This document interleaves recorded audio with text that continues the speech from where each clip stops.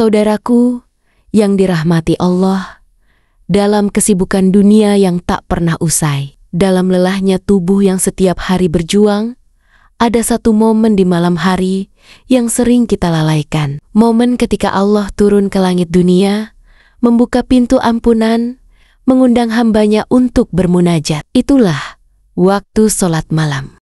Namun, kita seringkali kalah oleh rasa kantuk, oleh empuknya kasur, oleh rayuan setan yang membisikkan, tidurlah dulu, kau lelah. Padahal, bangun untuk sholat malam bukan hanya ibadah, tapi juga bentuk cinta dan perjuangan kita untuk mendekat kepada Allah.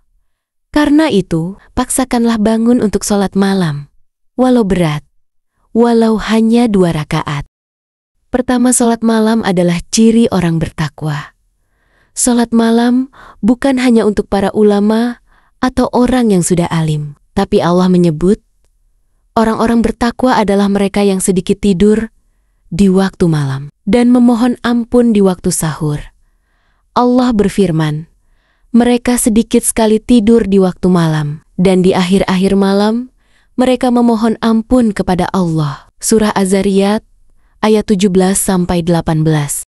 Bayangkan, orang-orang yang dijanjikan surga, yang dirahmati Allah, adalah mereka yang rela memotong tidurnya hanya untuk berdiri di hadapan Robnya. Maka, tidakkah kita ingin menjadi bagian dari mereka?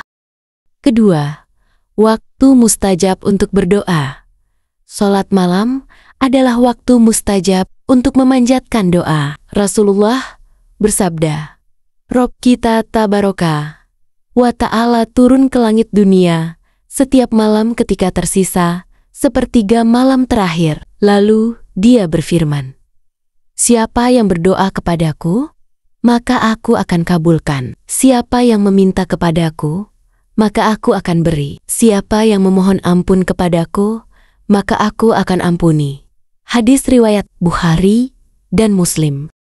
Saat itulah doa-doa yang belum terkabul, harapan yang selama ini kita simpan, bisa kita curahkan. Tidak perlu kata-kata indah, cukup dengan hati yang ikhlas dan air mata yang mengalir. Ketiga, menghidupkan malam, menguatkan hati. Sholat malam adalah penyejuk jiwa, peredam gelisah, dan penguat hati dalam menghadapi ujian dunia. Rasulullah sendiri ketika pertama kali menerima wahyu, langsung diperintahkan oleh Allah untuk menegakkan sholat malam. Wahai orang yang berselimut Muhammad, bangunlah untuk sholat di malam hari, kecuali sedikit daripadanya. Surah Al-Muzammil ayat 1 dan 2. Mengapa? Mengapa? Karena sholat malam membentuk kekuatan jiwa, mendekatkan diri kepada Allah, dan mengokohkan hati di atas kebenaran. Keempat, keutamaan yang tidak dimiliki sholat lain. Rasulullah bersabda, sebaik-baik sholat setelah sholat fardu adalah sholat malam. Hadis riwayat Muslim.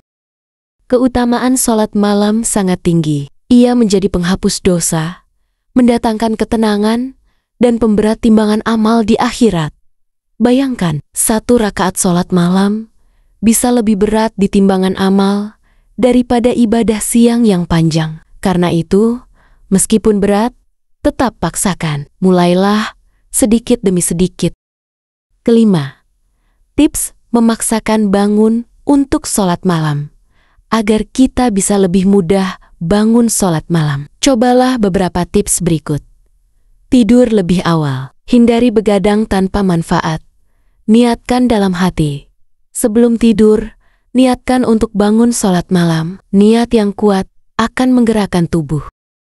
Pasang alarm. Letakkan di tempat yang jauh dari tempat tidur, agar kita harus bangun untuk mematikannya.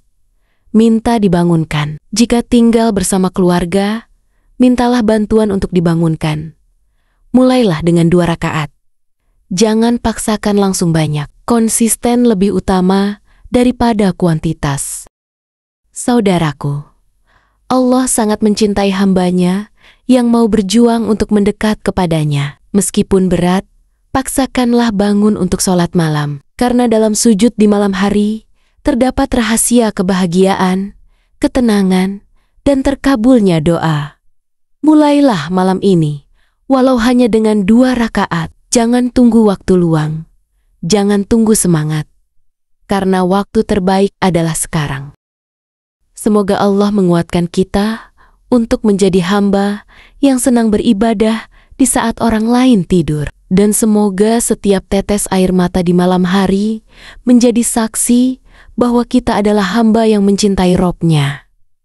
Dan pada sebagian malam, sholat tahajudlah kamu sebagai ibadah tambahan bagimu. Mudah-mudahan Tuhanmu mengangkatmu ke tempat yang terpuji. Surah Al-Isra ayat 79. Amin. Ya Rabbal Alamin.